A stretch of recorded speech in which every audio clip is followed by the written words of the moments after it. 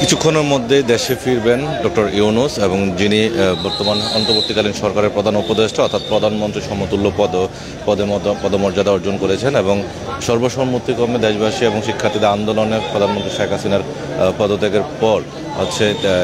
তিনি হচ্ছেন পরবর্তী অন্তর্বর্তীকালীন সরকারের প্রধান উপদেষ্টা হিসেবে আজকে দায়িত্বভার গ্রহণ করবেন এবং এই মুহূর্তে তিনি জার্মানি থেকে একটি বিশেষ ফ্লাইটে EK864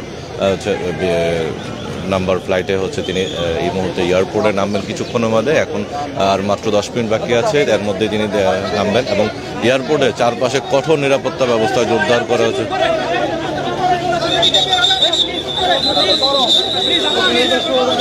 এবং এই মুহূর্তে আমরা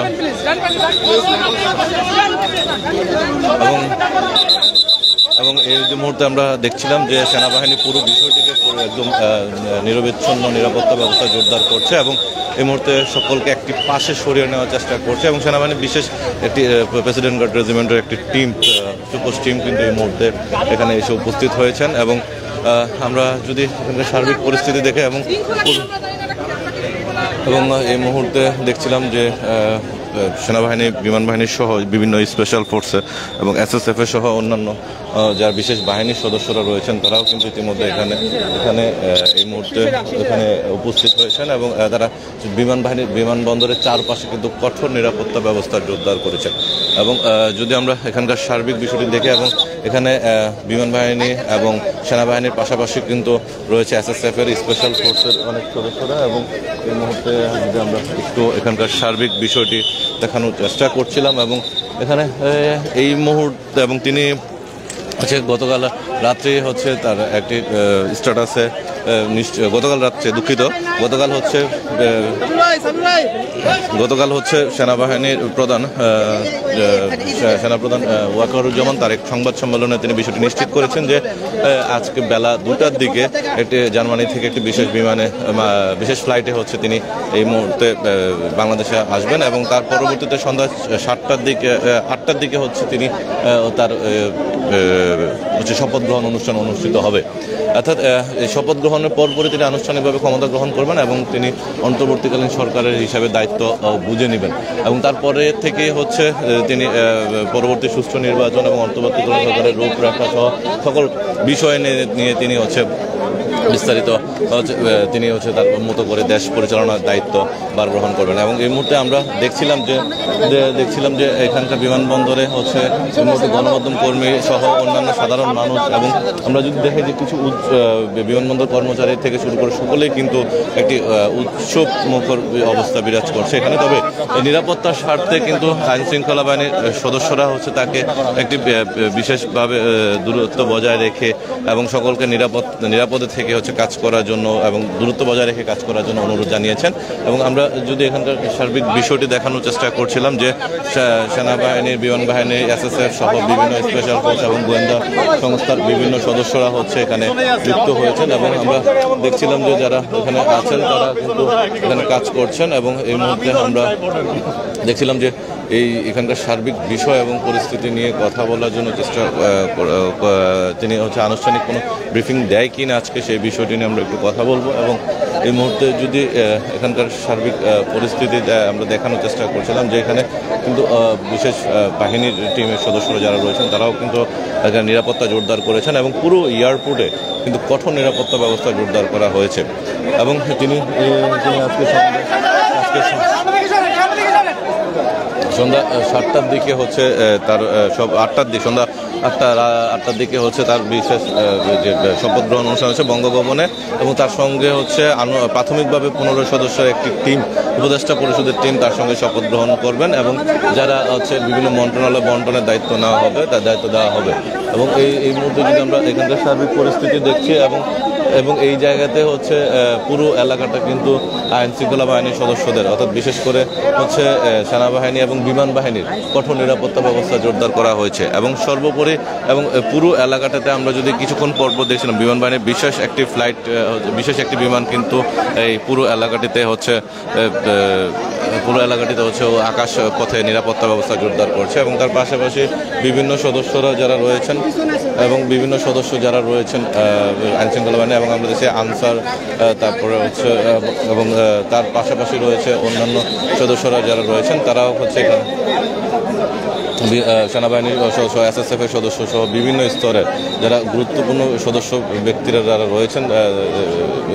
গুরুত্বপূর্ণ বিশেষ বাহিনী যেগুলো রয়েছেন, তারা হচ্ছে এই প্রধান উপদেষ্টা অর্থাৎ ডক্টর মোহাম্মদ ইউনূসকে হচ্ছে নিরাপত্তা ব্যবস্থা জোরদার করার জন্য কিন্তু তিনি এই এখানে নিরাপত্তা চাদরে ঢেকে দিয়েছেন পুরো এয়ারপোর্ট এলাকা। এবং আমরা এখানে দেখছিলাম যে সিভিলে এবং যারা সাদা পোশাকে গোয়েন্দা সংস্থার লোকজন কাজ করছেন এবং একই সাথে পোশাকধারীতে রয়েছেন বিমান বাহিনীর সদস্য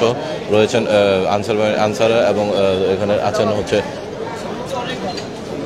রয়েছেন সেনাবাহিনীর সদস্য সহ অন্যান্য আইনশৃঙ্খলা বাহিনীর সদস্যরা, এবং তারা সকলেই কিন্তু এই মুহূর্তে এখানে কঠোর নিরাপত্তা ব্যবস্থা জোরদার করেছে। এবং এখানে এক পাশে কিন্তু যদি দেখি যে গণমাধ্যম কর্মী যারা রয়েছেন তারা অপেক্ষমান রয়েছেন এবং এখান থেকে হচ্ছে বিভিন্ন তিনি আনুষ্ঠানিক কোনো ব্রিফিং করবেন কিনা এখন পর্যন্ত নিশ্চিত নন, তবে সেনাপ্রধান এই বিষয়ে হচ্ছে কোনো ব্রিফিং করবেন কিনা সেটাও কিন্তু কোনো আনুষ্ঠানিক কিছু জানায়নি। এবং সর্বোপরি এখন পর্যন্ত বলা চলে এবং এই মুহূর্তে কিন্তু বৃষ্টি শুরু হয়েছে এবং যার কারণে বৃষ্টিতে ভিজেই কিন্তু অনেক মানুষ অপেক্ষমান রয়েছে। এবং আমরা দেখেছিলাম যে ইউনূস সেন্টারের বিভিন্ন কর্মচারীরা রয়েছেন বা গ্রামীণ ব্যাংকের যারা বিভিন্ন নিপীড়িত এবং নির্যাতিত যারা কর্মচারী রয়েছেন এবং তারা কিন্তু এখানে এই আজকে এসছেন এবং তাকে অভ্যর্থনা দিতে। এবং তার পার্শ্ববর্তী জায়গাতে যদি আমরা একটু ক্যামেরা জুম দিয়ে দেখানোর চেষ্টা করি যে এখানে যারা আছেন, এই যে আমরা দেখলাম যে ইউনূস সেন্টারের সাবেক কর্মকর্তারা কিন্তু তারা এখানে অবস্থান নিয়েছেন এবং তার পাশাপাশি কিন্তু এখানে অন্যান্য সদস্য যারা রয়েছেন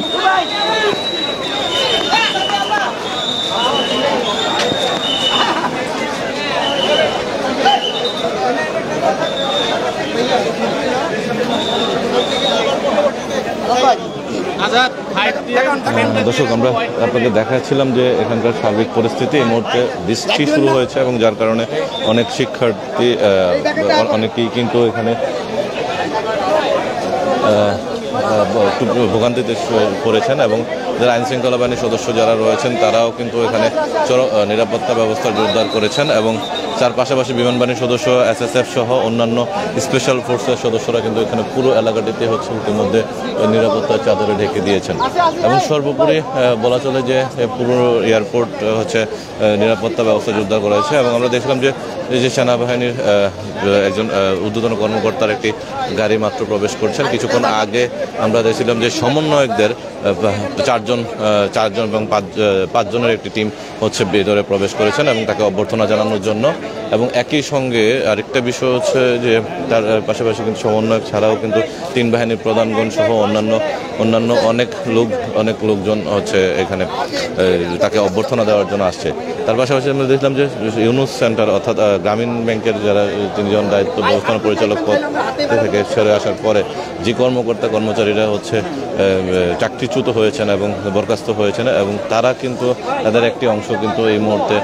বিমানবন্দরের প্রধান ফটকটির সামনে কিন্তু অবস্থান নিয়েছে এবং তারা হচ্ছে শুভেচ্ছা জানাবেন ইউনূসকে প্রধান উপদেষ্টা হিসেবে তিনি নিয়োগপ্রাপ্ত হওয়ায়। এবং সেই বিষয়টা হচ্ছে তারা অনেক কর্মচারী গ্রামীণ ব্যাংকের সাবেক কর্মচারী যারা আছেন তারা অনেকেই কিন্তু এই মুহূর্তে এই বিমানবন্দরের ভিআইপি যে কার্ড ইয়াটি আছে ভিআইপি যে টার্মিনালটি রয়েছে সেখানে এসে তিনি